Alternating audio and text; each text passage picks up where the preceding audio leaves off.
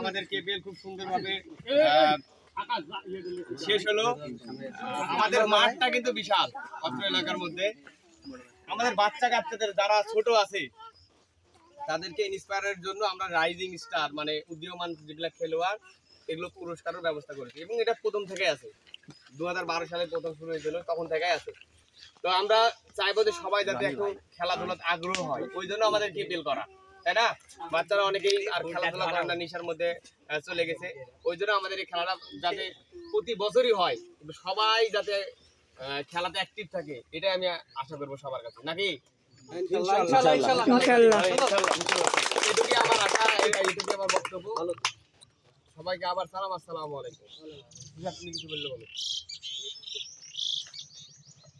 সর্বপ্রথম আমি ধন্যবাদ জানাবো আমি আর মোতাকিম সবথেকে বেশি অবদান এই কেপিএল হওয়ার পেছনে মোতাকিম থেকে সবার সাথে যোগাযোগ করে ফান্ড কালেক্ট থেকে শুরু করে জার্সি বানানো থেকে শুরু করে সব এই কার্যক্রমগুলো যদি নিজ হাতে নিজ উদ্যোগে নিজ প্রচেষ্টায় না করতো তাহলে এগুলো শেষ হতো না। তাতে